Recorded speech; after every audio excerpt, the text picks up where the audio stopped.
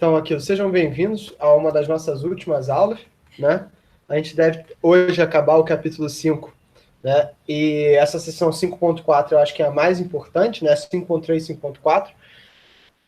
Tem coisas das quais eu não vou falar, né? Do capítulo, eu vou saltar mesmo, mas isso aí é bastante importante. E a partir da semana que vem eu vou dar para vocês uma palhinha sobre 802.11, né? E falar um pouquinho também sobre, né, rede sem fio. De qualquer forma, para quem estava lendo essa semana um livro legal de redes, né, um material novo que eu recebi recentemente. Deixa eu tentar achar ele aqui para passar para vocês. Tá no outro computador, provavelmente, para passar vergonha. Não, achei. Que é esse aqui que eu vou botar aqui no chat. Intro networks.cs.look.edu barra current2/html. Que é um livro bem legal, descobri ele recentemente, avaliando, achei muito interessante para vocês terem. Para quem não tem um livro em casa, esse é um bom livro para vocês consultarem esses processos como um todo, e tem um capítulo muito legal falando sobre o simulador NS2 e sobre o simulador Mininet, para quem quiser, né, dar uma continuidade àquele material, aquelas discussões que a gente vinha tendo. É um livro bastante completo, tem mais coisas do que a gente deu, mas o livro do Kuroso também tem mais coisas do que a gente conseguiu dar, né? Seria o ideal para mais de uma disciplina, que eu acho bastante interessante, né? Mas a gente cobriu bastante coisa do livro, né? Se a gente for analisar, a gente cobriu o capítulo 0, 1, 2, 3, 4, 5, 6, 7, 8, 9, 10, 11, 12 não, 13, 14...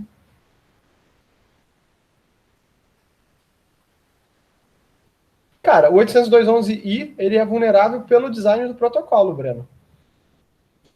Tem um ataque chamado de row 196, que na verdade ele é chamado de row 196 porque é uma falha de design do protocolo que estava explicitamente escrita na página 196 do padrão e que permite você tomar acesso das redes do WPA2.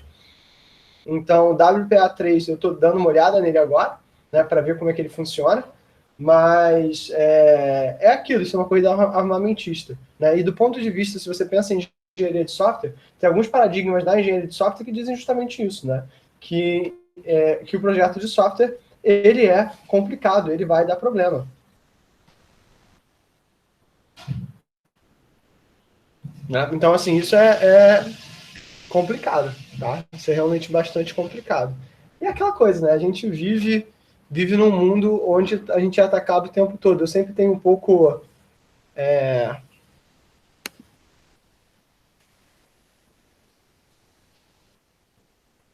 Ah, tá, fragmento...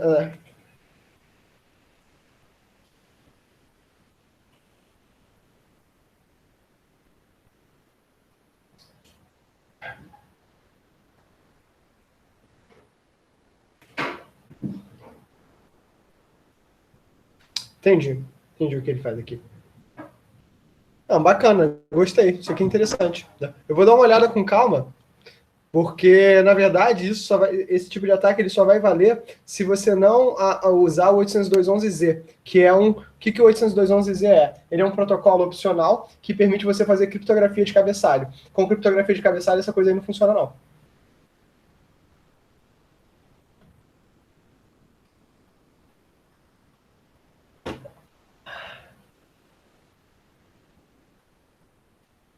O quê? O 802.11z ou o da PA3? Não, o 802.11z já é velho. O que a gente chama de Wi-Fi 6 é o 802.11 AD, se eu não me engano. O AF, uma coisa assim. Que ele é o... Não, o 802.11 é um padrão de segurança de criptografia de cabeçalho. Eu falo mais do 802.11S no curso de rede sem fio. Mas já faz um tempo que eu não tenho falado, que eu não tenho dado rede sem fio. Então, assim, é um curso legal, mas é um curso chato. Né? É um curso legal, mas é um curso meio chato. Então, assim, Quer dizer, é chato porque eu já dei esse curso 6 milhões de vezes, é o mesmo curso, né? O protocolo não muda. Então, no máximo você agrega um protocolo, tira um protocolo, né? Eu lembro que no começo do curso eu dava 802.16, que era o IMAX. E depois de um tempo eu passei a dar LTE, né? Porque fazia mais sentido, né? A gente tinha, enfim, coisas da vida, né? Eu nem quero, nem discuto muito. Mas faz parte do jogo. Acho que a vida é assim.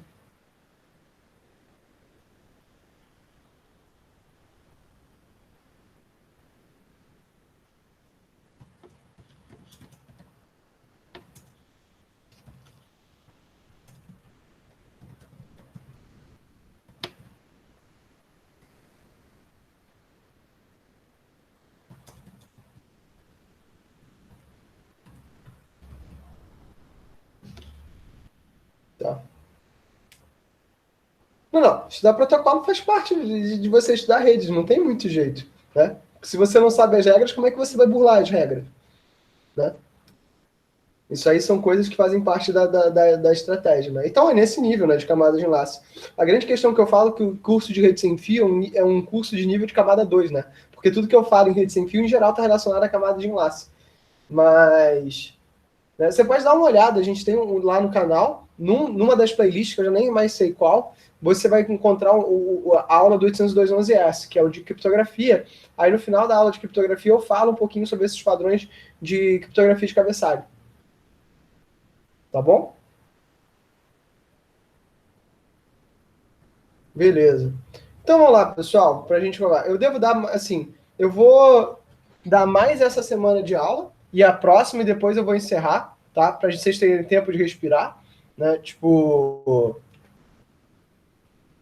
e fazerem o trabalho. Eu falei com o Gabriel, vou postar o trabalho entre hoje e amanhã para vocês, tá? O trabalho realmente vai estar. Eu já botei todos os vídeos no canal. Os vídeos que eu não coloquei no canal são os vídeos que eu ainda não tenho acesso, que eu não ganhei, né? O acesso das pessoas, né? E estou pedindo aos poucos, já pedi para algumas, as pessoas estão passando, mas dentro do razoável, acho que os vídeos já estão todos no canal, inclusive acho que o do Gabriel e do Sávio estão lá. Então, quem quiser dar uma olhadinha lá, tá bom? Então, o terceiro trabalho vai, como eu falei, eu vou pegar as duas maiores notas de trabalho, dos trabalhos que vocês colocarem, e vou tocar isso para frente, tá ok? Então, assim, o objetivo é muito que vocês aprendam, e eu espero que, né, eu vou falar isso porque eu sou uma pessoa nostálgica, né, mas eu vou falar isso ao longo das próximas aulas, então, entuba, né, engole isso aí, né? O meu objetivo é que vocês tenham aprendido um pouco mais como é que as redes de verdade funcionam, né, como é que as coisas funcionam por detrás dos panos,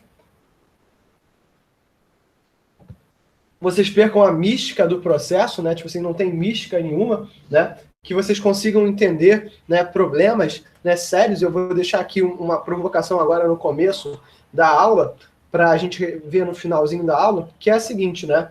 Há um tempo atrás foi dito, né, que você adotar cotas de tráfego dentro dos planos das operadoras geraria uma melhor qualidade de serviço para os usuários finais.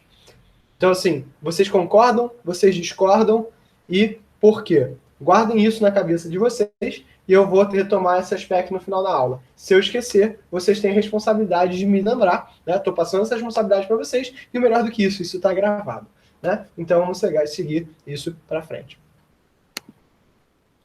Então, né, a gente falou sobre os endereços IPs, né? O endereço IPv4 é endereço de 32 bits, né? Que são os endereços que vão da camada de rede para a interface de rede. É usado na camada 3, hoje em dia já fala IPv6, mas o mais comum nas redes internas é ser IPv4, porque não faz diferença para uma rede interna, né? Então acabou que a nossa arquitetura de redes, ela ficou muito IPv6 a nível de operadora, né? Mas na tua rede interna IPv4, né? A maior parte dos APs que a gente tem, eu não sei quanto tempo, mas o AP que eu tenho aqui em casa, na verdade o AP que eu tenho aqui em casa eu comprei no ano passado, né? Mas ele usa IPv4, ele é um AP da TP-Link, né? Com duas antenas, que era para ele ser bom, ele é razoável, ele não passa de razoável, né? Mas um APzinho bom, né? Mas ele me passa com o IPv4, tá? Ele faz a rede interna com o IPv4.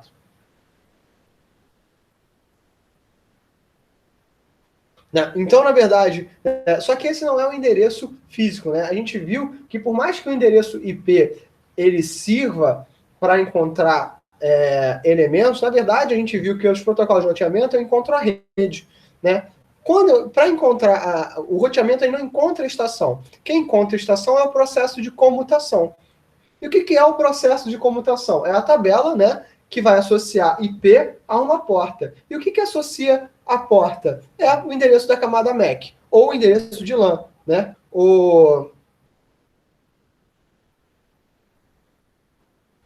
físico, né, ou Ethernet. Então vai ser o cara que eu vou encontrar localmente. Eu em cada endereço MAC, ele é supostamente único por dispositivo. É o endereço de 48 bits, né, para a maioria das redes, que é gravado na ROM, né, do adaptador. Então ele é um endereço que supostamente é único. Ele na verdade não é único, né? Ele começou único. Então, né, pode ser que vocês encontrem placas de rede repetidas, mas como eu faço isso só a nível de rede mesmo, rede local, isso acaba não fazendo diferença. Inclusive, existiu uma proposta muito interessante no começo da internet, né, que era usar o endereço MAC para fazer roteamento único por endereço MAC, onde cada dispositivo que entrasse na rede, todo dispositivo seria igualitário dentro da rede, todo dispositivo poderia ser encontrável dentro da rede, e aí o roteamento realmente seria dispositivo a dispositivo. E essa ideia acabou não indo para frente por uma série de motivos, né? E dizem as más línguas que brigas internas, dizem as boas línguas que justamente não era uma boa ideia mesmo,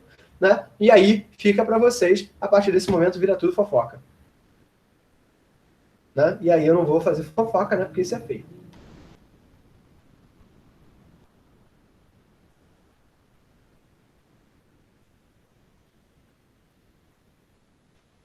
Que isso é feio. Então vamos lá. Então, olha só, eu tenho cada uma das placas de rede vai ter um endereço MAC associado, né? Com um cabeado sem fio. Então, quando eu falo de placa de rede, né? Eu pego um celular vai ter uma placa de rede que é para o 3G, uma placa de rede para o Wi-Fi, né? Para 802.11, uma placa de rede para o Bluetooth. Então, por exemplo, um celular tem 3 endereços MAC associados. Se a gente pega aqui, deixa eu parar aqui de compartilhar e deixa eu abrir um terminal. Tá, deixa eu botar um terminal aqui.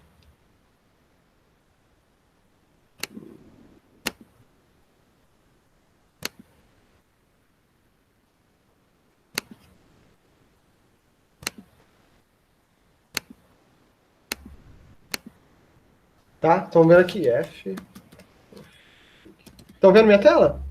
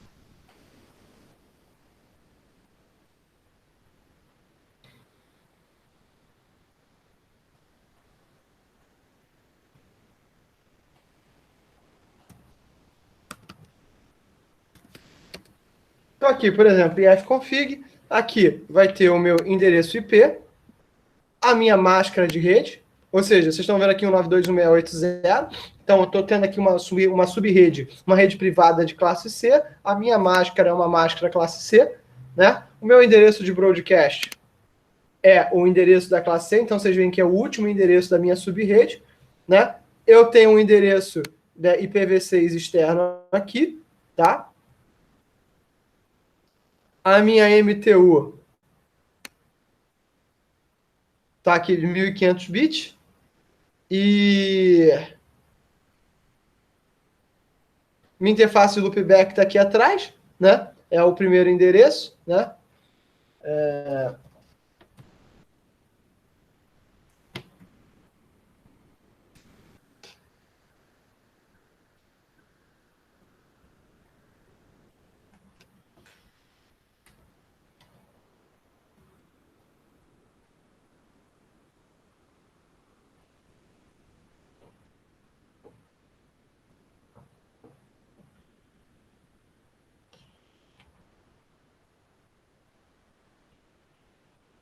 Cadê o hardware DDR?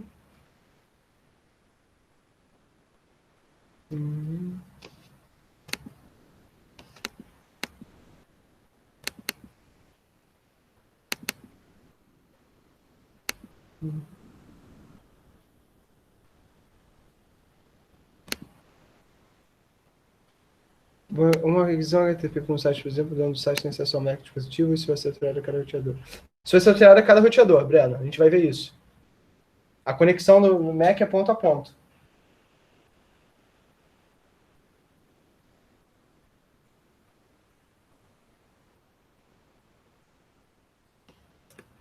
Tá. Então, a roda da DDR não está aqui.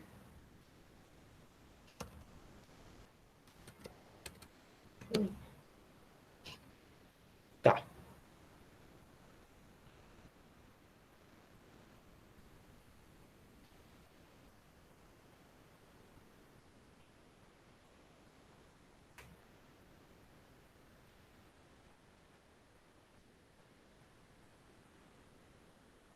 Então, é interessante aqui que eu posso, a gente vai ver aqui, que eu tenho aqui no ifconfig com a operação, né? Por exemplo, se eu quisesse pegar só a minha placa de rede. Eles têm aqui as interfaces, né? Vou pegar aqui a minha placa de rede sem fio.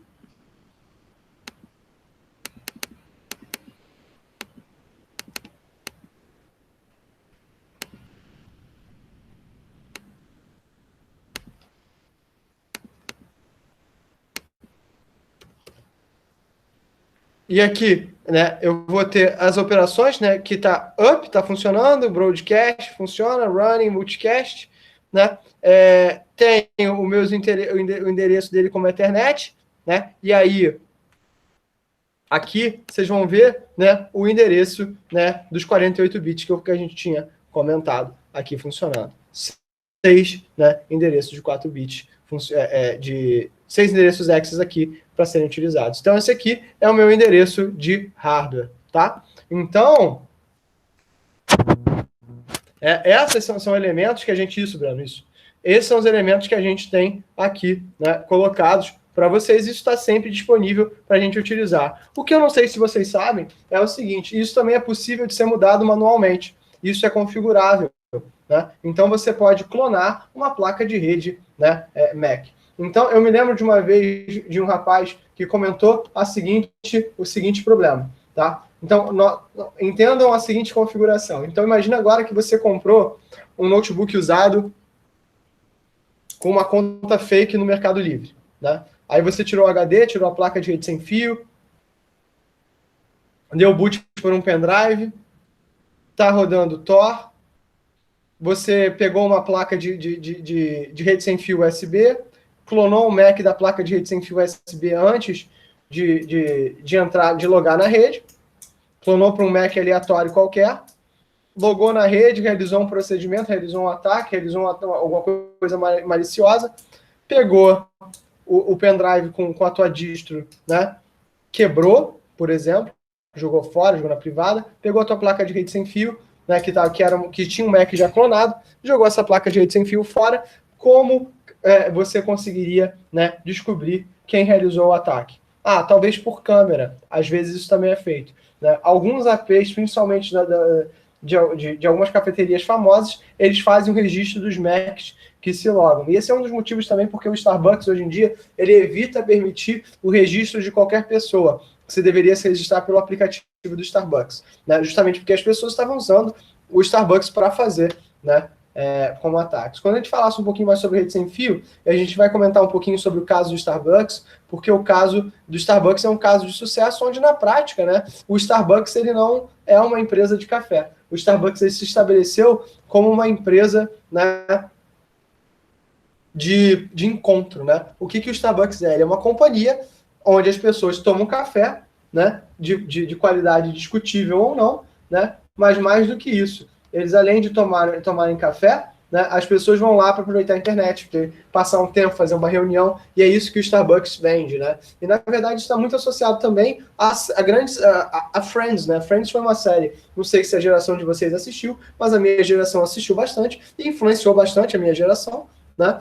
E Na verdade, o Starbucks carregava esse espírito da série, das pessoas confraternizarem, mas ele virou também uma espécie de cafeteria onde as pessoas vão trabalhar. Então tem toda hoje uma contracultura, principalmente nos Estados Unidos, né, de pessoas que usam o Starbucks como um escritório móvel para fazer reuniões, muitas vezes para interagir, são freelancers que trabalham nesse tipo de lugar, e isso é um cenário interessante, é um cenário bacana, mostra que a gente tem muita coisa, né, também que pode ser, né, feita, que pode ser realizada. Tá? Então, voltando aqui, eu consigo ter o meu endereço MAC bem apresentado, né? Tipo assim, com ferramentas simples. Vocês vão conseguir a mesma coisa em qualquer outro sistema operacional. Ai, ai. Então, aqui, a gente já falou, as placas vão ter, os computadores vão ter várias placas de rede, né? O meu MacBook, né, que eu estou rodando aqui com vocês, ele não tem uma placa de rede cabeada, então ele só teria um Mac nesse exato momento. Na verdade, dois. É porque eu desabilitei o Bluetooth, né, que eu quase não uso. Então eu desabilitei, eu tirei ele, né, do kernel, justamente para ele não ser reconhecido. Mas ele teria duas placas Mac, uma Bluetooth e uma 802.11. Se você tem uma rede cabeada, né, como era o notebook de trabalho que eu estava utilizando com vocês antes, né, ele teria mais Macs associados. Isso é uma verdade, é um adaptador sem fio. E se eu inserisse mais um adaptador sem fio, né, isso também seria verdade. Então, a alocação do endereço MAC é gerenciada pela I3E, né? Então, um fabricante ele vai comprar uma parte dos endereços, né? Então, na verdade, metade do endereço do MAC é um pedaço designa o fabricante e o outro designa o dispositivo, né? Então, é como se o endereço MAC fosse não o número do CPF, né, mas fosse o número da tua porta de casa. Eu não gosto dessa analogia. O endereço IP realmente seria o teu CEP, né? Vai encontrar na tua rua. Então o Mac tem uma estrutura linear. Ou seja, ele é portável, né, nesse sentido de que, na verdade, ele pertence ao dispositivo, né? O IP não é, o IP pertence à rede, não pertence ao dispositivo, né? Você tem um número cedido a você. Então, como é que eu vou obter o endereço MAC de B a partir do endereço IP, né? Na verdade, o que eu vou fazer? Eu vou buscar isso com o roteador. Lembra que eu falei para vocês que eu consigo, com o endereço, com a rota, encontrar o roteador onde eu estou, a subrede onde eu estou alocado. Dentro dessa subrede, eu tenho uma tabela de roteamento, né? Uma tabela de comutação. Essa tabela de comutação associa IP e porta. Mas mais do que associa IP e porta, né? A porta está associada ao endereço MAC que está ligado. Porque é como se eu chegasse no roteador e a partir desse momento eu entreguei para o roteador, eu vou descer a camada, vou abrir o pacote e aí eu vou estabelecer uma comunicação ponto a ponto entre o roteador e um único computador. E essa comunicação é dada pelo seu endereço na camada de massa, que é o teu endereço MAC. Então, na verdade, eu vou ter um protocolo especial chamado de ARP, que é o Address Resolution Protocol, que ele é um protocolo que a gente chama de camada 2,5, né? Porque é um protocolo que ele serve justamente para eu mapear esses endereços, né? Mapear essas relações. Então, cada nó IP ele tem que estar associado a uma LAN e eu tenho uma tabela de ARP, que é justamente, né, eu vou ter a tabela de comutação, associa IP e porta, e cair uma tabela ARP, que vai associar IP e MAC. Né? Então, na verdade, eu vou fazer essa transição trocando essas tabelas. Né? E esse mapeamento, né, ele tem que ser periodicamente renovado, porque, na verdade, você pode, né, não só trocar de rede, como você pode também clonar o seu Mac, como eu falei. Então, o que acontece é que muitas empresas privadas, né, o que eles vão fazer é justamente tentar fazer o bloqueio de Mac dentro de pontos de rede cabeada. Né? O NCE era assim, há um tempo atrás. Então, o que a galera fazia? Eles clonavam endereços Mac para poder fazer com que o computador funcionasse dentro da rede cabeada. Isso é um procedimento que as pessoas faziam justamente para burlar, o que mostra como bloquear por Mac não é uma ideia muito inteligente, não funciona muito bem. Até aqui, dúvidas, traumas ou desilusões? Tá safe? Beleza. Então, dentro de uma mesma rede, eu preciso, se A deseja enviar um datagrama para B, o endereço MAC de B não estiver na tabela ARP, ele vai jogar, né,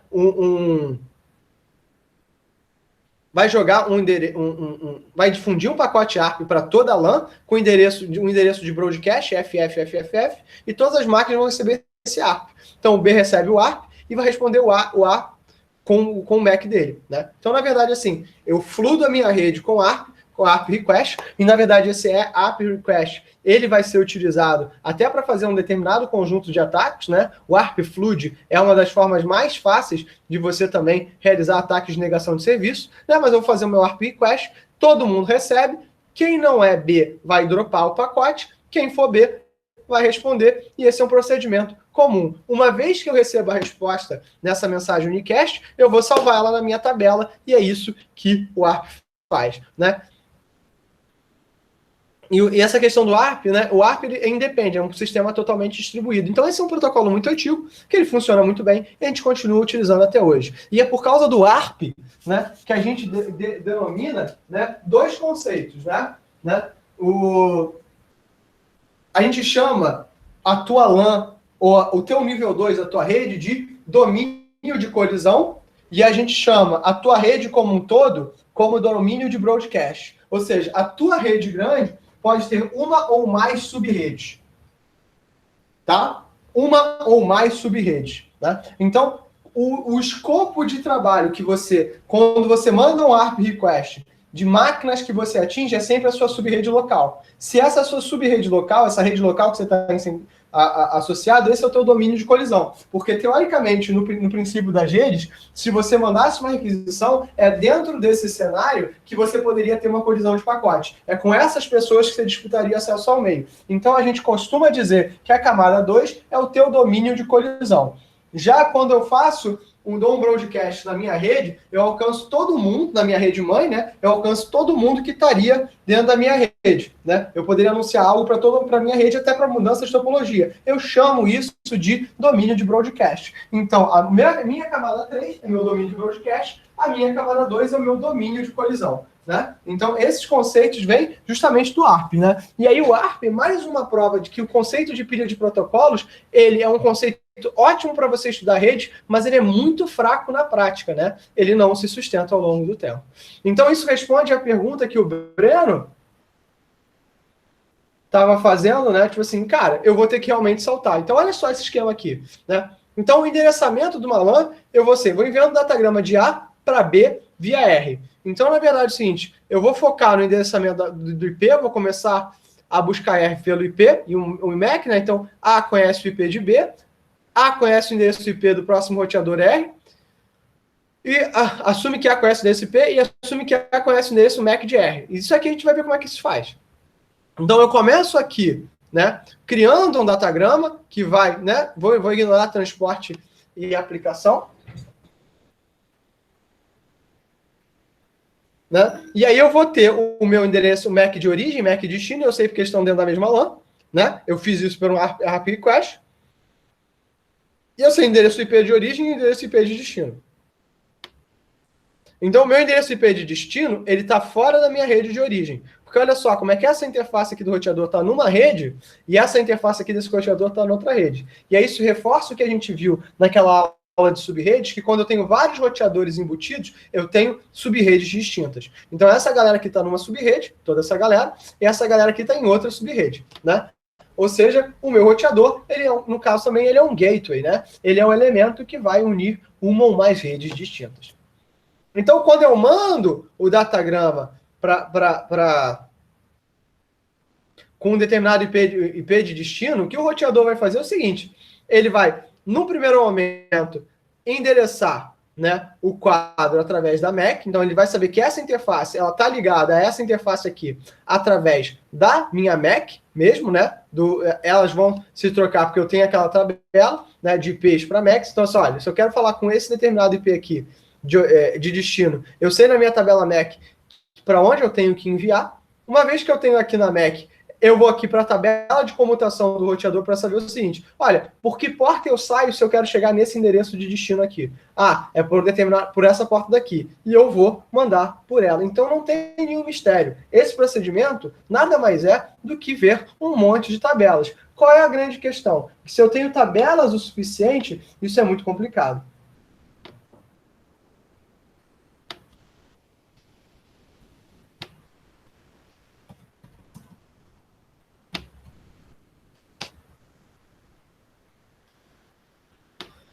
Vamos lá. Então, uma vez aqui que eu achei o datagrama de origem para B, fiz a comutação do outro lado, e do outro lado, quando eu peguei o source de origem do MAC e o source de destino, ou seja, aqui eu vou, ao invés de verificar o IP a partir do momento que eu já decidi a porta de saída, a partir de agora eu vou ver MAC, porque eu estou dentro do mesmo domínio de colisão. Então, na verdade, né, eu tenho a questão do IP quando eu quero sair da minha rede. Não quero sair da minha rede, na verdade, o tempo todo que eu estou vendo é o meu endereço MAC. E isso não faz sentido, porque 2 elevado a 48, né? 2 elevado a 48 endereço, é endereço para burro. É endereço para burro. É que a gente usou esse endereço de uma forma diferenciada. Né? Se a gente tem 2 elevado... Se você para pensar, a gente teria 32 endereços, né? 2 elevado a 32 daria 4 bilhões. 2 elevado a 48 seriam, né? 2 elevado a 8... 256 trilhões de dispositivos unicamente endereçáveis. Né? Então, Cláudio, por que a gente não usou isso na rede? Porque, na verdade, a gente queria ter separação, queria que a rede fosse hierárquica, queria poder separar esses endereços IPs. Né? Ah, Cláudio, mas o IPv4 acabou, se a gente tivesse usado o MAC, talvez não tivesse acabado. Talvez, mas isso é um talvez muito grande e que não lida com problemas que a gente tem. Tá? Então, todo esse processo de endereçamento... Calma aí.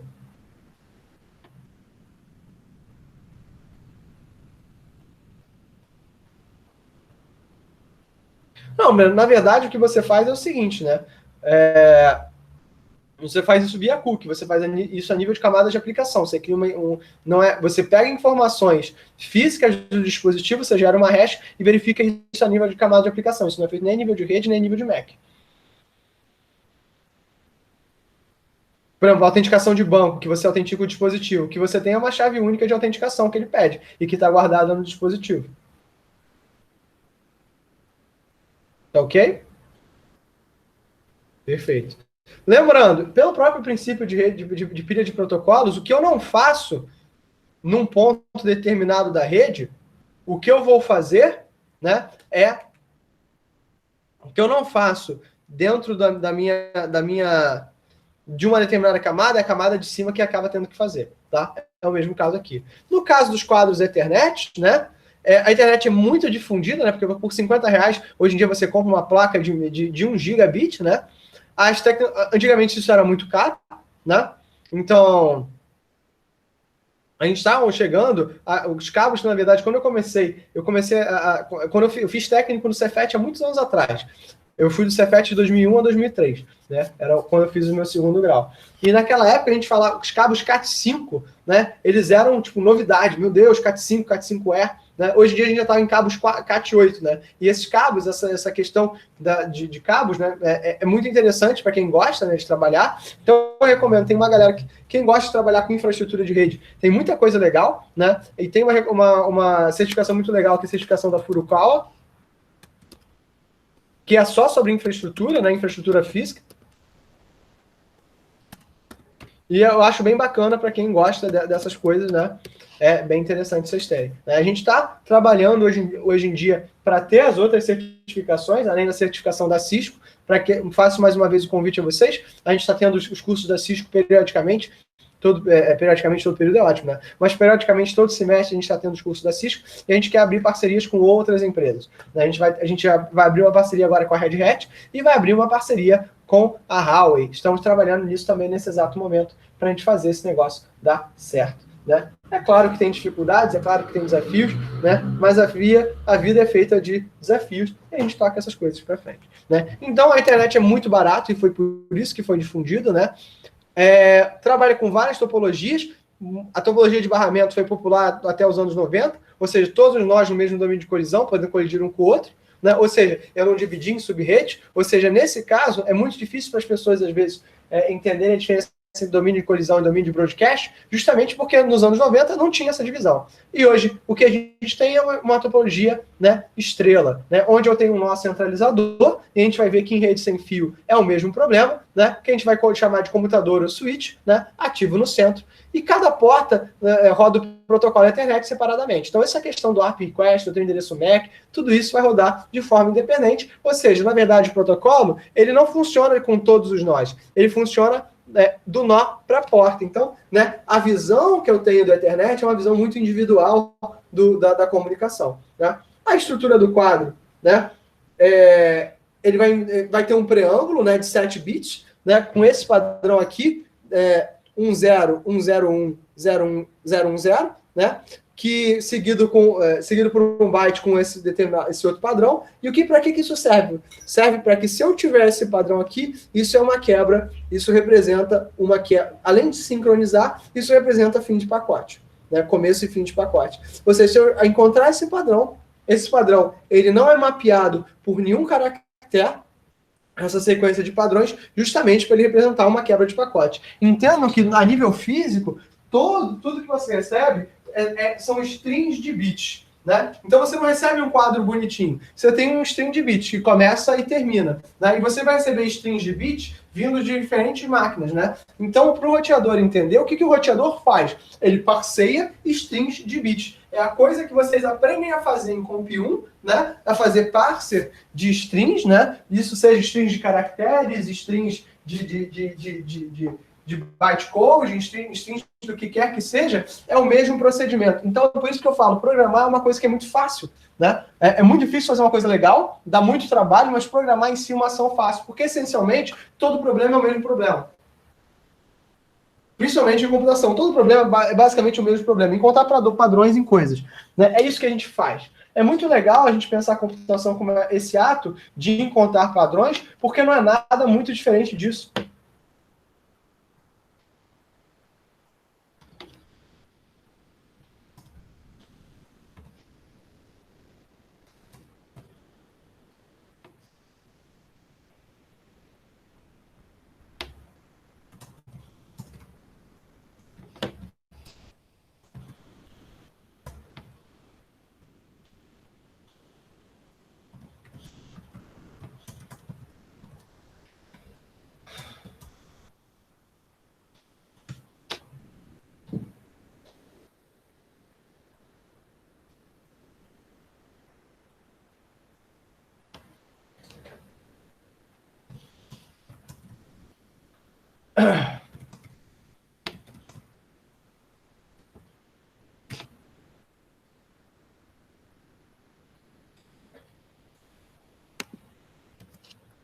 Então, eu vou ter 6 bytes para cada endereço MAC, então eu vou precisar ter esse espaço guardado, né?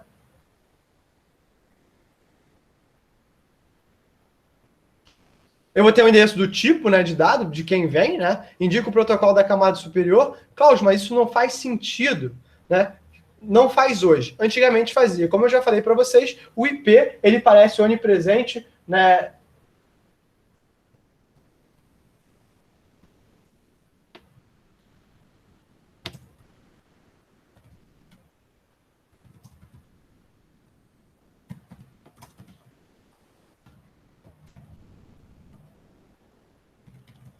Ele parece onipresente, né, mas tiveram diversos protocolos, como o IPX da Novell e o Apple Talk, né, que foram protocolos de rede, e o bom e velho CRC. Né? Então, esse tipo ele parece inútil, né, e já falaram assim, a gente vai trocar isso. Né? Ele não é confiável, ele é sem conexão, ou seja, ele não tem estabelecimento de conexão, nesse aspecto ele é parecido com o IoT, né? Com o IoT não, com o UDP, né? E ele não é confiável no sentido que ele não envia ACKs ou NACKs para troca, né? E o protocolo MAC da Ethernet, né, é o CSMA-CD com retirada binária. E a gente vai ver o que isso quer dizer. Né? Então, na verdade, o 802.3, o Ethernet, né, ele é CSMA-CD com retirada binária. Né? O cara que vai dar para mim esses padrões de camada física. Né? Então, eu tenho vários tipos de cabeamento associado. Né? Aqui com o cabo 10 base 5, 10 base 2, 10 base T, né? Né? Esse cabo que a gente usa, o conector é J45 padrão, vocês já estão carecas de saber. Usa esse cabo sem base TX, que é o cabo que mais comum hoje em dia. Né? Hoje em dia é tudo carregado via fibra ótica, como vocês viram no capítulo 1. Né? Eu, por exemplo, estou numa rede coaxial, que é um outro tipo de cabeamento. Cada um desses cabeamentos tem padrões diferentes pelo Internet 802.3.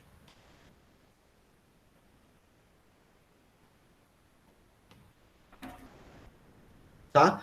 Os switches, né? Ou o meu computador. eles vão ser dispositivos de camada de enlace, ou seja, eles só vem camada 1 e 2, isso também se torna isso muito rápido, né? Faz com que eles sejam muito especializados, ou seja, o software base deles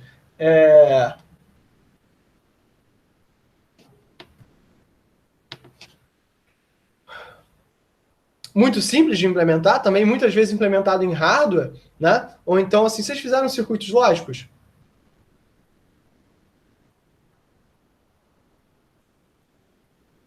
Sim. Vocês se considerariam aptos a implementar um analisador binário em circuitos lógicos?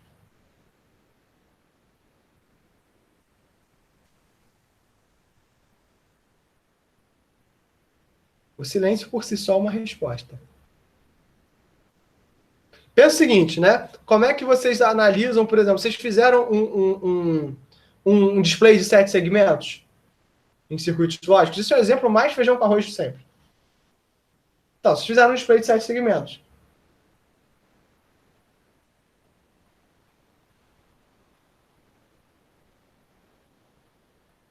A ideia, o que o display de 7 segmentos faz? Você aciona um conjunto de bits e ele vai mostrar lá no segmento, no display, o que você tem que acionar. A ideia é a mesma. Só que ao invés agora de você acionar um display de 7 segmentos, num switch o que você faz é jogar eles para uma porta. Então você tem uma determinada memória associada, né, que você vai guardar, que vai simbolizar o que complica o VHDL.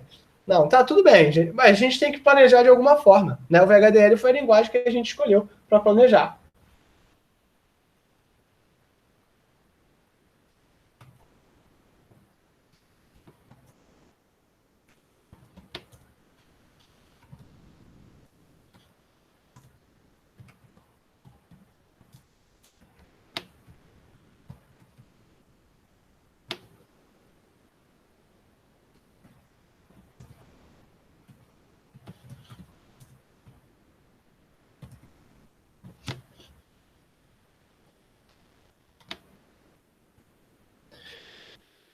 Ele tem que ser transparente, né? Os hospedeiros não precisam saber que tem um switch, ou seja, você deve ser capaz de entrar numa rede sem entender que o switch é responsável por alguma coisa, né? Você não precisa de uma configuração para isso.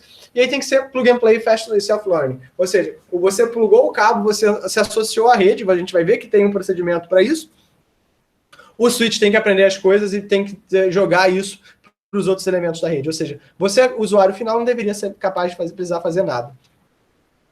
Então, o host vai ter sempre uma conexão direta e dedicada com o switch, né? Ou seja, o switch C ele vai estar dedicado a uma porta, né? Eles têm que armazenar os quadros, então aquela operação de store and forward que a gente tinha do roteador continua funcionando, né? E o protocolo Ethernet é usado em cada link de entrada. Ou seja, o que eu quero que vocês entendam é que o switch, o que ele faz é uma operação paralela para cada porta que ele tiver. Ele não tem uma situação centralizadora. No máximo, a memória do store and forward. Mas ele não faz isso, né, para todas as estações como um todo, magicamente. Ele faz isso individualmente. É que como que pensa que o switch, na verdade, ele é um switch físico, né? Mas ele, logicamente, são diversas unidades, tantas quantas forem as portas, para lidar com as conexões. Inclusive, claro, eu posso ter um switch de 1 milhão de portas, você pode ter um switch de 1 bilhão de portas. Não faz diferença. Né? Então, se essa operação, se tudo que o switch faz é comutar, e o que comutar é olhar a tabela que vai ver IP e porta, IP e MAC e porta, né? Vai associar IP e MAC, né? O que o switch faz justamente são operações de visualização. Então ele é muito simples. E aí eu faço a segunda pergunta que eu quero que vocês pensem. Eu já comentei sobre isso. O que quer dizer um switch de camada 3? Responde aqui no chat.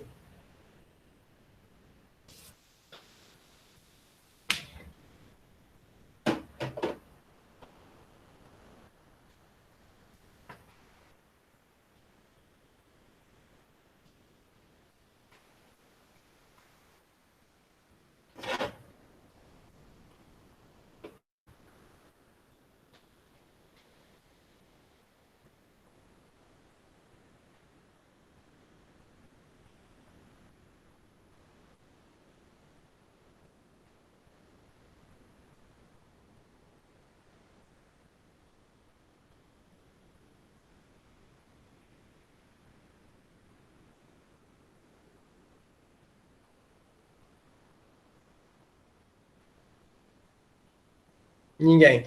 Tá. Então, o switch câmara trilha é só um switch que não faz a operação de roteamento, ele simplesmente recebe uma tabela e trabalha em função disso. Tá?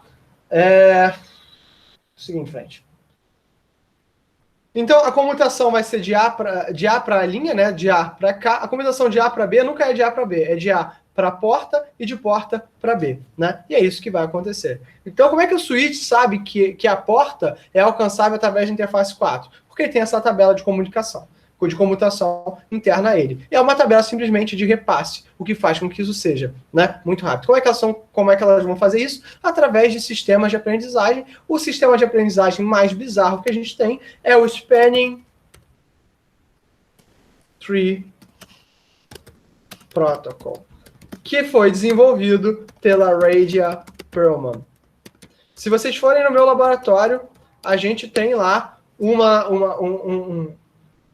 paper autografado pela Radia Perlman, bem, tipo assim, fanboy, ridículo, né? Que a Radia Perlman é uma das primeiras grandes cientistas, né? E o Spanning Tree Protocol é um dos protocolos mais utilizados, né, na internet. Tão utilizado, praticamente tão utilizado quanto, né, o protocolo IP. Né? Mas é um protocolo para mapeamento de endereços MAC. Então o switch tem que aprender quais hospedeiros vão ser alcançados através de quais interfaces, né? E eles podem, dentro de uma topologia estrela, isso é muito fácil, né? Então, só que se você não está numa topologia estrela, se você está numa topologia mais ampla, isso acaba sendo um pouco mais, né, complicado. Né? Acaba sendo um pouco mais, né, difícil, é para isso que o Spanning Tree Protocol ele vai ser utilizado. Né? Então, a ideia é que eu vou sempre registrar o link de entrada, o endereço MAC no meu hospedeiro transmissor, e eu vou indexar a tabela. Se a entrada foi encontrada para o destino, então eu vou mandar, se não, eu vou inundar até eu conseguir fazer isso. Né? Então, esse é um protocolo de autoaprendizagem e repasse, né, onde eu vou estar sempre aprendendo, sempre inundando quando eu trabalhar, e eu vou fazer uma retransmissão seletiva. Se eu ligar diferentes comutadores, né, diferentes switches, né, eu quero transmitir de um cara que está num switch para outro, né, eu vou ter que usar esse autoaprendizado, né, e aí eu vou ter que estar sempre comutando as tabelas. Então, por exemplo, se eu quero que eu mandar para G, o que eu faço? Eu tenho que aprender a porta de saída. Então, esse switch não sabe que está no switch 3. Ele sabe o seguinte, né? Que para eu me comunicar com qualquer elemento fora da rede, eu tenho que jogar para fora. E esse cara aqui é que vai descobrir, né, onde estão os switches. Então, eu estou sempre aprendendo. Eu estou sempre jogando, né, elementos. Então, né, por exemplo, uma rede institucional, eu posso ter, né, uma rede, né, uma única rede local, né? E ao invés de ter subredes, eu fazer tudo via switching, tudo via comutação. Algumas redes grandes funcionam assim. O que eu sou contra esse procedimento? O que eu acho errado quando você faz só comutação em redes grandes? O problema é que você gera um overhead na sua rede e é difícil manutenção. Né? Quer dizer, é fácil manutenção, mas é difícil expansão. Qualquer expansão, né?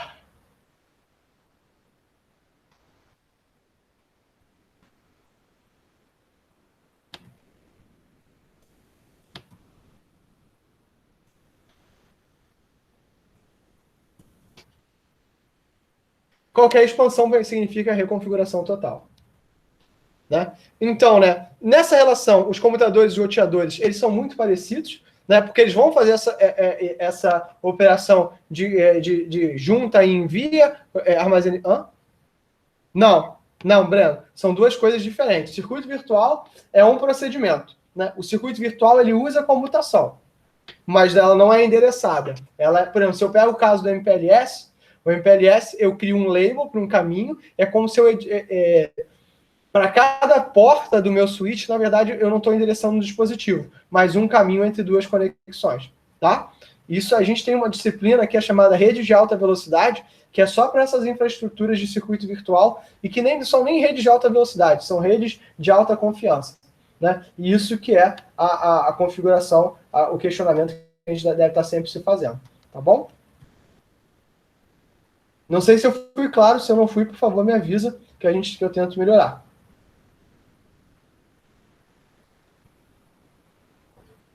Tá tranquilo, beleza.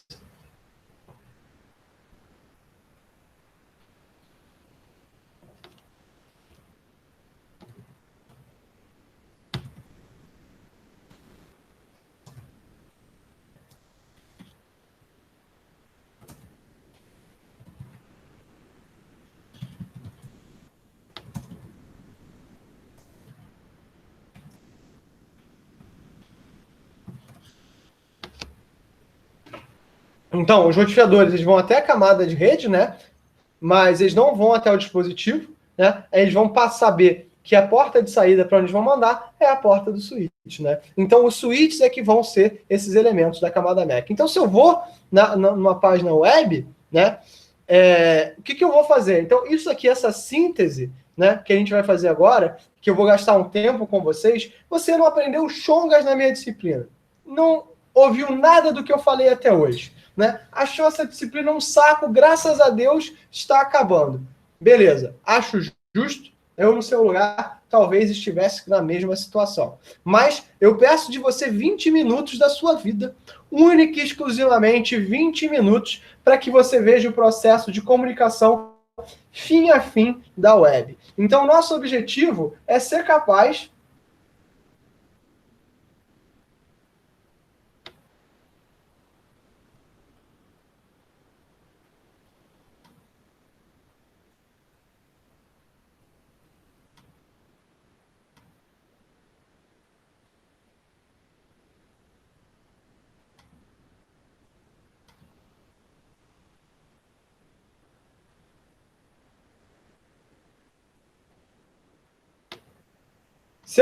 de fazer esse processo de comunicação totalmente fim a fim, né? Então, identificar, revisar e entender esses protocolos no cenário completo. Então, vamos lá. Eu tenho aqui um navegador numa rede escolar, aqui tem uma rede da operadora, e aqui eu quero a rede do Google, né? Então, eu estou aqui na universidade.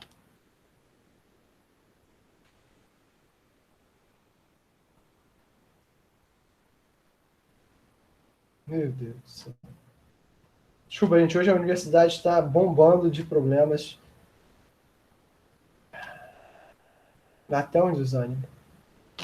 Vamos lá, né? Fiquei desanimado. Então, aqui vou abrir um navegador. Então, eu estou gerando aqui, né? Qual é o protocolo quando eu estou no navegador? Qual protocolo eu estou utilizando? Qual o protocolo da camada? Qual é a camada e qual é o protocolo? Quando eu quero pegar uma página num servidor web. HTTP, perfeito, Matheus. Então, estou lá, é a camada de aplicação, estou pegando HTTP, tá? Então, a primeira coisa que eu vou fazer não é o HTTP. Eu primeiro tenho que saber qual é o endereço IP da minha rede local. Então, eu vou usar o DHCP, Dynamic Host Control Protocol, né? O DHCP, ele primeiro vai criar uma mensagem, né? Vai ser encapsulada pelo UDP. Esse UDP vai formar um cabeçalho IP, vai mandar encapsular no 802.3 para a internet, vai mandar para o switch usando o endereço de broadcast na LAN, que é recebido pelo roteador que executa o DHCP. O Ethernet eu vou retirar até... No momento que eu desencapsular, vou desencapsular somente até o Ethernet, é por isso que o IP não faz diferença nesse exato momento, porque o DHCP é dentro da rede. O servidor DHCP responde, tá? Contendo o endereço IP do cliente e do primeiro roteador, ele manda pelo meu switch de volta para o meu cliente, é assim que eu ganho o meu endereço IP. Pronto, então assim, aquela operação DHCP que a gente viu no capítulo passado é o primeiro protocolo que vai ser executado. Você plugou na rede, eu tenho que te dar um endereço. Ou você tem isso pré-configurado, ou eu te dou um endereço. Normalmente eu te dou um endereço, tá? Então, isso não usou o IP para nada, porque eu fiz toda essa operação dentro da minha rede, então só precisei fazer isso a nível de camada física e internet, né? Quando o roteador recebeu, quando o servidor DHCP recebeu, é que ele desencapsulou até a camada, né, de rede para poder tomar essa decisão. Então, acabou. Isso aí está resolvido. Uma vez que eu tenho agora o endereço, eu vou fazer uma requisição de DNS. Né? Aí fiz a requisição de DNS, né, para tentar descobrir. Mas uma vez que a consulta DNS ela foi criada, né, eu preciso mandar isso para o roteador. Mas para mandar para o roteador, eu tenho que saber quem é o roteador. Né? Então, eu faço um ARP. Faço uma consulta ARP, descubro o endereço do roteador, a porta para qual eu tenho que mandar, a porta de saída. Uma vez que eu fiz isso, aí eu vou mandar realmente o meu DNS. O DNS vai lá, né, podendo trabalhar de forma hierárquica ou não, ele vai lá no servidor de DNS, como? Através, né, de um protocolo. Se eu tiver um servidor de DNS local, né, ele vai que já tem, eu respondo, vou usar um protocolo interrede de rede, porque eu tenho endereço IP, mas normalmente o DNS do Google, que é o cara que eu quero lá, ou a internet da minha operadora, no caso aqui a Comcast, eu vou usar um protocolo interrede, como BGP. Né? Aí eu vou lá, né, vou usar o meu BGP entre as redes nas diferentes operadoras, vou usar um protocolo interrede dentro da rede da minha operadora para descobrir o endereço IP do elemento que eu quero mandar, e aí eu vou me comunicar. Uma vez que eu tenho essa resposta, né? Aí sim eu vou descobrir qual é o endereço IP do cara com quem eu quero me comunicar. E aí eu vou fazer uma nova requisição, aí essa requisição realmente... Aí sim, uma vez que eu fiz, descobri o DHCP, descobri o endereço, aí sim que eu vou poder usar o meu HTTP. Vou abrir um socket TCP para enviar um pedido HTTP, vou mandar um segmento SYN, que vai ter que passar por todas essas redes para estabelecer a conexão TCP. Né? Então, essa conexão TCP encaminhado por o endereço Google, né? www.google.com, que na verdade é o endereço que o DNS já traduziu para mim, é que vai ser enviado. Então, acabou. A comunicação é isso. É um conjunto de protocolos que basicamente estabelece a conexão passo a passo para dar para a gente a comunicação. Então não tem mistério associado. E todo o processo é basicamente o mesmo. Se eu tenho uma requisição, eu tenho uma resposta. Se eu não tenho uma estrutura hierárquica, eu tenho que fazer isso peer-to-peer. Então não tem um mistério. Não tem nada aqui que seja diferente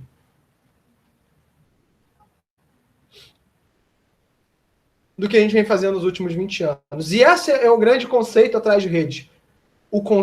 A infraestrutura é tão bem pensada, a soma desses protocolos é tão bem pensada, são tão bem pensados, que eles não dão espaço para falhas. E se tem falhas, se alguma camada não é boa o suficiente para chegar a uma conclusão, para chegar ou para corrigir um erro, a camada de cima vai prestar esse serviço. Então, esse conjunto sucessivo de verificações é que permite, note, entenda, eu tenho essas verificações em várias camadas, eu tenho checksum em todas as camadas, então tudo isso custa tempo. E tudo isso acontecendo, né, no intervalo de um ping. Quando eu pingo uma máquina, eu fiz DHCP em algum momento, eu fiz um ARP, eu fiz uma chamada de DNS e eu tive uma resposta. E tudo isso em menos de milissegundos. Então, toda essa operação acontece bilhões de vezes diariamente. A tua máquina, se você está baixando um arquivo ou mandando um vídeo para a web, está fazendo isso bilhões de vezes ao dia. A custo baixíssimo e num hardware muito barato. Então, se vocês param para analisar a complexidade de todo esse processo, as ideias são muito simples, mas a quantidade de equipamentos, de dispositivos, o volume de informações, ele é extremamente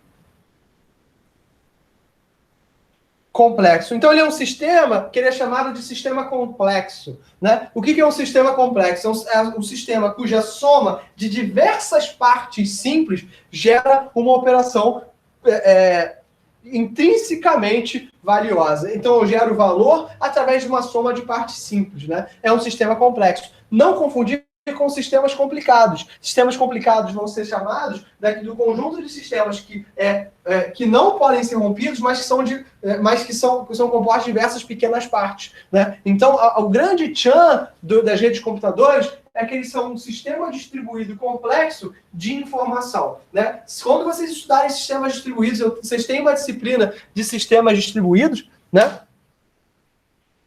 Com o professor Raton, vocês vão ver que tem vários sistemas distribuídos, né? Vários tipos de sistemas distribuídos. Mas esse em particular, né, a gente vai ter os sistemas distribuídos pervasivos, cujos dispositivos de IoT vão estar colocados, sistemas distribuídos de desempenho, que os clusters vão estar alocados, mas a internet é um sistema distribuído de informação, cujo objetivo dessas diferentes partes simples é exercer uma atividade que é complexa, mas que agrega valor e cujo objetivo final é a troca de dados entre elementos. Né? Então, o que eu quero que vocês, né, entendam de cada uma das camadas? Né? Camada de aplicação, ela é responsável por formar a mensagem. Camada de transporte é a principal responsável pela confiabilidade da rede. Camada IP é responsável por ligar diferentes redes e encontrar rotas entre elas. Camada de enlace e camada física, responsável pelo ponto final da comunicação. entre o teu roteador e a tua estação, entre o teu switch e a tua estação. Ah, Cláudio, mas eu só tenho em casa, eu só tenho um. É porque o AP da tua casa e ao mesmo tempo access point, que a gente vai ver o que é na próxima aula, é roteador e switch. Ele executa todos esses papéis simultaneamente. E essa síntese aqui do final, ela é muito importante de vocês entenderem, né? Que vários protocolos são vários passos antes. Eu tenho que ter um IP, eu tenho que fazer uma requisição de DNS, eu tenho que descobrir quais são as portas. Então, todos esses protocolos são operados diversas vezes, cada um com uma função muito específica, muito simples e muito genérica. Né? Então, essa é a beleza do processo como um todo, é isso que vocês devem levar em consideração. Né? Se você não viu mais nada, ignorou tudo que eu falei ao longo desse semestre todo, é justo, eu te entendo, já passei por isso, não te odeio, fica tranquilo. Mas pega 10 minutos do teu dia, 20 minutinhos, e olha esse último exemplo. E aí você vai ver o cara que entende esse exemplo, o cara que entendeu esse conceito, o cara que entendeu esse processo de comunicação fim a fim, ele vai conseguir desenvolver sistemas melhores, ele vai conseguir pensar em arquiteturas melhores de informação.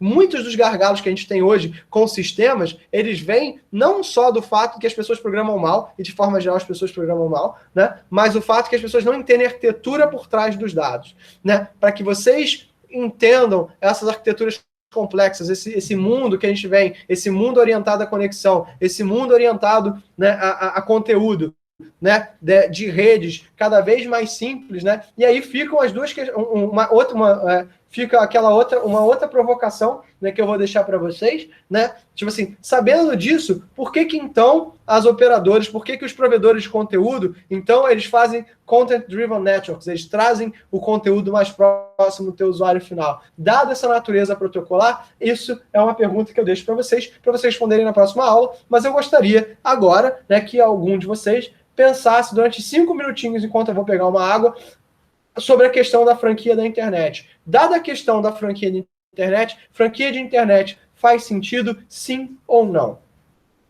E por quê? 5 minutinhos para vocês pensarem enquanto eu pego uma água.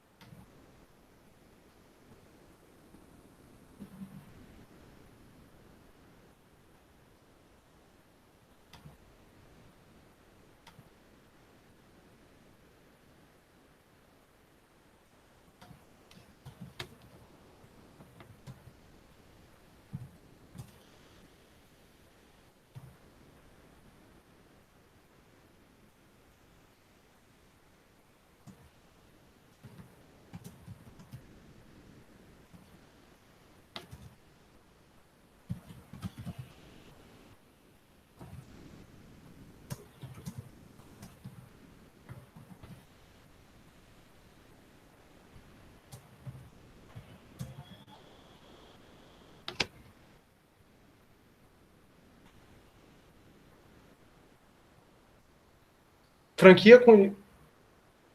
A ideia é legal, Matheus, assim, acho que a franquia com limite de banda faz sentido porque facilita o controle de congestionamento da rede. Mas como é que funciona o limite de banda hoje em dia? Você gasta uma quantidade de tráfego, né? E esse tráfego, depois da tua internet, é cortada, tá? E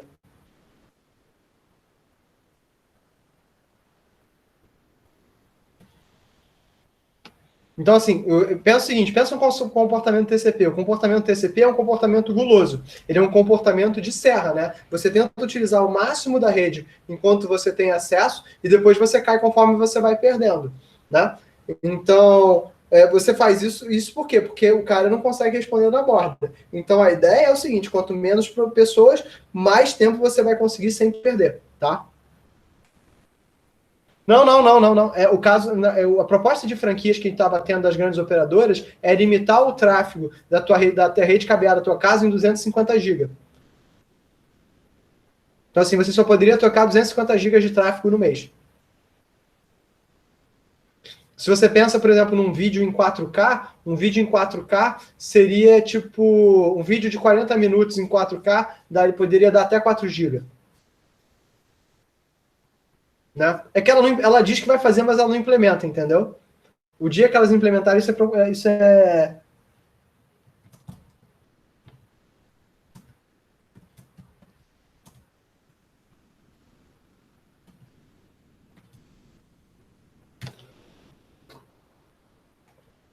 Ela não implementa. O dia que ela implementar isso fica um pouco mais complicado. A ideia é a seguinte: pensa o seguinte, em que horário. Isso durante a pandemia é menos verdade, mas pensa o seguinte: em que horário, quando as pessoas estão trabalhando nas redes. Quando as pessoas estão trabalhando fora de casa, em que horário a internet caseira é mais utilizada?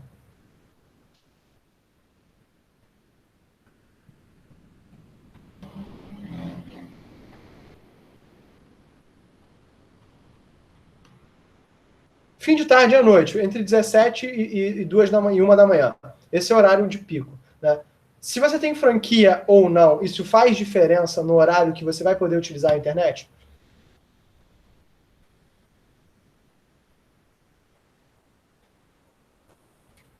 Não. Você só vai poder utilizar naquele horário, porque no resto do tempo você está trabalhando, teoricamente. Mas no horário de trabalho eu uso a minha rede 3G. Beleza, tanto faz. Por exemplo, eu tenho uma questão, né? Eu só preciso de 3G no trajeto que eu faço entre a minha casa e a FRJ. Em casa eu tenho Wi-Fi e na FRJ eu tenho Wi-Fi. Eu só preciso do 3G quando eu estou ou fora da FRJ ou fora da minha casa, que é quando eu estou dando uma palestra, quando eu estou sei lá, no aeroporto, quando eu estou dando um curso pela FRJ para uma empresa pública, alguma coisa nesse sentido. Né? A minha esposa não. Minha esposa é professora de primeiro e segundo grau. Ela, quando ela está na escola, não necessariamente a escola que ela está, ela tem rede sem fio justamente para os alunos não dispersarem, né? E isso facilita bastante, né? Então, ela precisa do 4G muito mais do que eu. Então, os horários que ela vai usar o 4G são mais amplos do que o meu.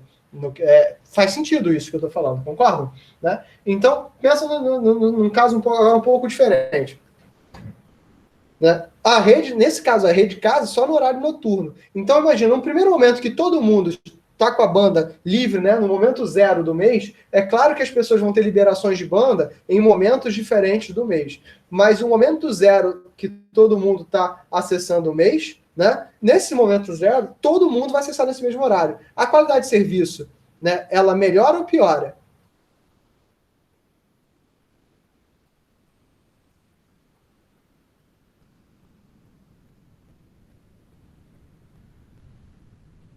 Piora, mantém o que tem, porque os caras vão continuar acessando. Então, um contra-argumento que vocês poderiam me dar é o seguinte: Cláudio, mas aí eu vou escalonar.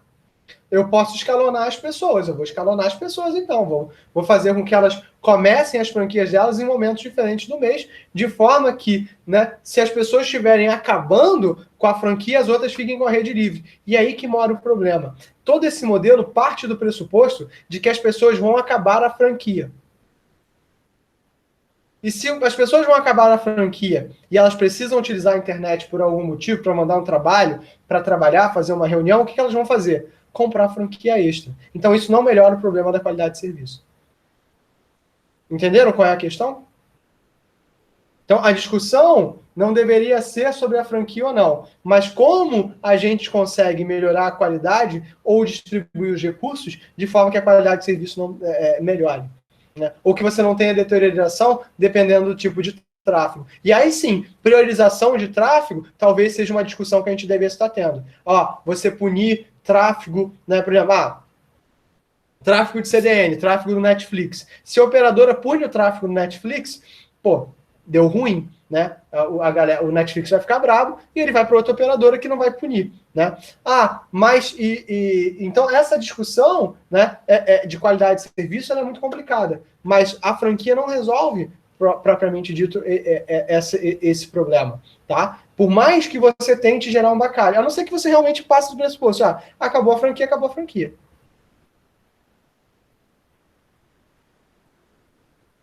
Mas é justamente isso, é por causa disso, João. É justamente isso. A noite era mais barata. É justamente isso. Durante o dia, provavelmente, o tráfego ele é utilizado nessas redes satelitais, né, para diversas aplicações, até por diversas empresas, e à noite vai ser só o tráfego realmente, né, do tráfego caseiro. Então o cara quer te empurrar para o tráfego do noturno. Então é bem complicado. É bem complicado. É bem complicado.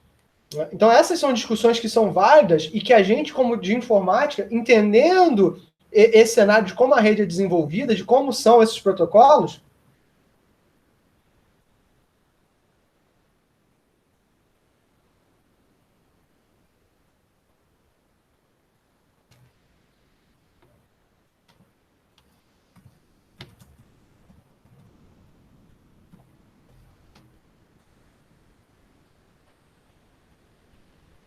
Esses protocolos, entender esses protocolos, né? Não, mas é justamente isso, João. As pessoas que consomem menos, elas não são beneficiadas por esse modelo. Pagar proporcionalmente ao seu uso. Beleza, pagar proporcionalmente ao seu uso talvez fosse uma solução. Mas medir o teu uso talvez seja caro.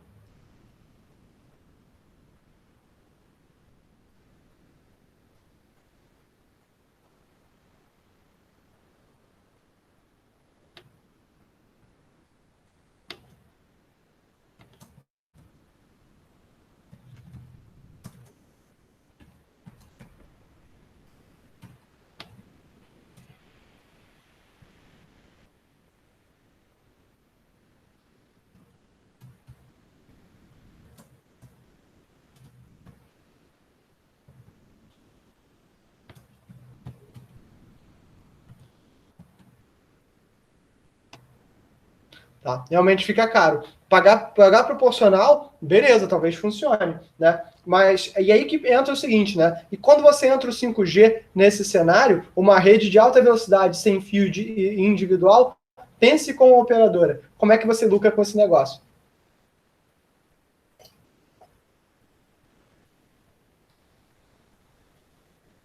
Como é que vocês lucram com esse negócio? Então, ver que a questão ela não é simples, né? A gente consegue entender de um ponto de vista que as pessoas que usam menos a rede, elas realmente, né, vão, assim, elas talvez devessem ser beneficiadas de alguma forma para ter uma qualidade. Porque, né, o cara que só usa o e-mail, só quer ver lá a receita da Ana Maria Braga na Globo, né? Pensa, ou dá uma olhadinha no Facebook, realmente não tem um uso muito intensivo da rede. Talvez não tenha. Mas, todavia, contudo, entretanto, porém, ao mesmo tempo, né, ele precisa de mais rede, porque justamente ele não tem. E muito desse tráfego dele não é suscetível a atraso, como é, por exemplo, vocês que estão jogando. Então, como lidar com isso? E lembrando, o princípio da neutralidade da internet é que você não pode prejudicar nenhum tipo de tráfego. Mas eu não estou prejudicando, estou dando prioridade. Mas quando você dá prioridade para um tráfego, naturalmente você está dando problemática para outro. Então, até o nosso princípio da neutralidade da rede, nota como é que a operação da operadora também vai ficando mais complicada. Porque eles têm que se preocupar com segurança, porque eles são atacados o tempo todo. Esse tem diferentes tipos de usuário, com diferentes topologias, chegando com diferentes tecnologias nas casas de vocês. E atrelados a uma legislação que é sempre mutável, né? De um dia para o outro, às vezes. Como implantar tudo isso? Então, assim, essas questões são as questões do mundo que vocês estão vivendo e que vocês têm que estar refletindo sobre elas o tempo todo. Tá bom? Então, na próxima aula, eu vou aproveitar essa última semana para dar para vocês uma palhinha sobre 802.11, sobre redes Wi-Fi e um pouquinho sobre redes celulares, para que vocês tenham um pouco de acesso a essas questões e a gente possa discutir um pouquinho o mundo atual no qual a gente vive. Então, a gente, esse período, já falou um pouquinho sobre redes, né, sobre softwareização, sobre Software Defined Networks. Mostrei para vocês o Mininet. Esse livro que eu botei aqui no chat, ele é um livro muito legal, é muito interessante. Ele tem um capítulo sobre o Mininet, sobre o NS, que é o Network Simulator. Então, né, a gente vai falar na aula que vem sobre 802.11 e um pouquinho sobre rede celular, se Deus quiser, né? Então, pensem, né? Vocês estão inseridos num mundo que é dependente dessas redes de computadores. Pensem no seguinte: qual é o uso de vocês, né? Qual é o uso do computador de vocês quando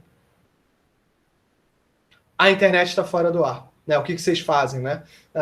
Então, essas são questões que a gente está o tempo todo. Até para programar hoje em dia, quando a gente vai programar, né? E o computador está fora da rede, as coisas às vezes ficam um pouco mais complicadas. Justamente porque você não tem um Stack Overflow para dar uma olhada no código, você não tem o teu Git para baixar o código que você estava trabalhando. Então, todas essas coisas são bastante complicadas. Como lidar com essas incertezas, como lidar com essas dificuldades. Gente, então, por hoje eu vou acabar por aqui. Vou dar essa colher de chá para a galera que vai fazer programação avançada comigo nos próximos minutos. Descansem, né? Eu vejo vocês na semana que vem, na próxima segunda-feira. Eu desejo a vocês um ótimo final de semana, um bom final de semestre, né? Para aqueles que não vão vir na próxima, claro, Breno, aqueles que não vão assistir a aula de rede sem fio, foi um prazer ter com vocês comigo nesse período. Espero que tenha sido prazeroso para vocês também. E a gente se vê, né? Mas para quem quiser, na semana que vem, eu vou falar sobre o 802.11 e vou fechar por aí. E vou fechar o curso aqui para vocês terem uma semana para se dedicarem ao trabalho e se dedicarem a outras questões, né? Que eu sei que vocês estão num período de prova um pouco intenso, tá bom? Gente, foi um prazer, um forte abraço a todos. Eu vejo vocês na próxima segunda-feira. Tchau, tchau, professor. Valeu. Tchau, professor. Obrigado. Prazer foi meu. Tchau, professor. Obrigado. Tchau, tchau.